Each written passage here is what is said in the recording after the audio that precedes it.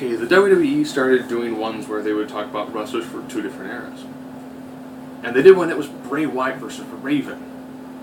So I decided I would do Bray Wyatt versus Raven as well, might as well. Now I do these through a different sort of scenario of strength, speed, endurance. This is how well they are in longer matches. Toughness. You know, how much of a brutal beating we've seen them take.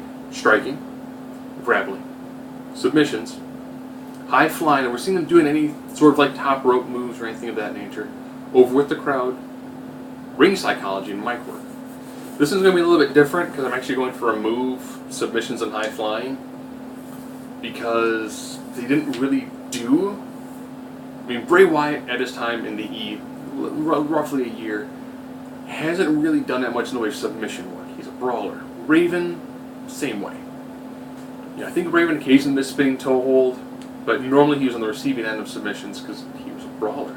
So you've got two brawlers with a huge amount of psychology to them. Now I'm not going to take WWE Raven or WCW Raven, which is actually when he was probably at his height when it came to overall popularity, mainstream. This is ECW Raven. This is the Raven who crucified the Sandman. This is the Raven who took Sandman's son and put him into a storyline. It's that Raven versus Bray Wyatt at his current height of popularity. So first, strength. Raven, strong guy.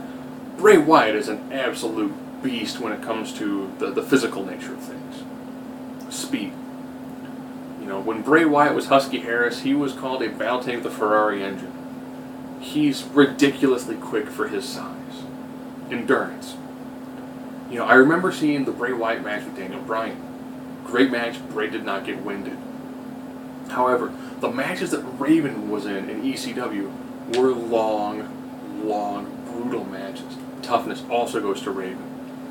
Man, he was involved in some brutal wars with people like the Sandman, Cactus Jack, Tommy Dreamer. You know, he even fought the Dudleys on occasion. He was in some absolutely vicious, brutal brawls. Striking. You know, this is one of the more bizarre ones because you get farther into the world of professional wrestling, you start seeing more and more different sorts of strikes. And Bray's used elbows, he's used knees, where you see a lot more punches and kicks and headbutts from Raven. You see a lot more of the MMA influence going into Bray's style, grappling. With this one, they both have your standard moves, but I will say Bray has got that fantastic, I almost like a scoop slam suplex. He picks the guy up in a suplex and just kind of tosses him through the air. Great move. Looks fantastic. Now we're into the psychological side, because I'm going to skip submissions and high flying, because I really didn't do that much. Mic work. This one's probably going to be kind of controversial. I'll come back to mic work. Ring psychology. I'm going to give ring psychology actually to Raven. If you watch Raven in old school ECW, he had this great way of not really being affected by ring psychology. And the way Bray Wyatt does his in-ring maneuvers and his ring psychology, it's going to play off of Raven to make Bray have that more of a scared sensation to him. Because Bray's an awesome character. And I think when he tries to do his crab walk and the person he's taking out just sits in a corner and is not impressed, that's going to put the ring psychology definitely into what we end up seeing when it comes to what Raven can do. Over with the crowd. This one's probably going to be, again, slightly controversial. So I'm going to go with Bray Wyatt. You're probably thinking, but Raven at that time was super over with the crowd. He was. However, he was over in front of a crowd of a couple of thousand. If you watch WrestleMania, you know Bray Wyatt, if you watch him now, Bray Wyatt is over the crowd of about 15 to 20,000 people. He is over on a much larger scale. Again, it has more to do with the mainstream approach of these things. Mic work. To be honest, I watched a lot of their promos, and old school Raven promos. Raven having been taught directly by Jake the Snake Roberts. Did some fantastic promo work. His style is entirely different though. Raven will stand in one spot and he'll talk, or he'll sit in a corner and he'll talk. And he forces you to focus entirely on him. Because when he speaks, you're going to watch him just sit there. Where Bray's style's a lot more frenetic. He's walking back and forth, he's flailing his arms. He's trying to get people more involved. He's trying to draw you into the character and keep you entertained, where when Raven in ECW time, you were transfixed on him in his one spot.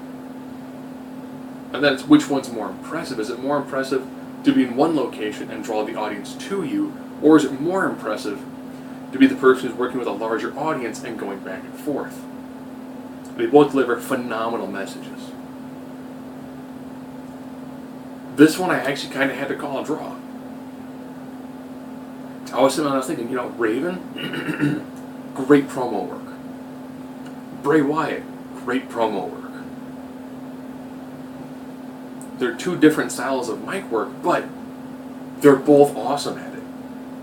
So I really couldn't choose one was better than the other. If it were, it was going to be like, one's 59, one's 40, one's 51, one's 49. They're that close. But that still, of course, means I do think if Bray Wyatt, at his current level now, were to face old school ECW Raven, I think Bray has got enough variation to him that he's going to be able to put down Raven more often than not. Again, in these sorts of things, we'll say it's a best of three falls.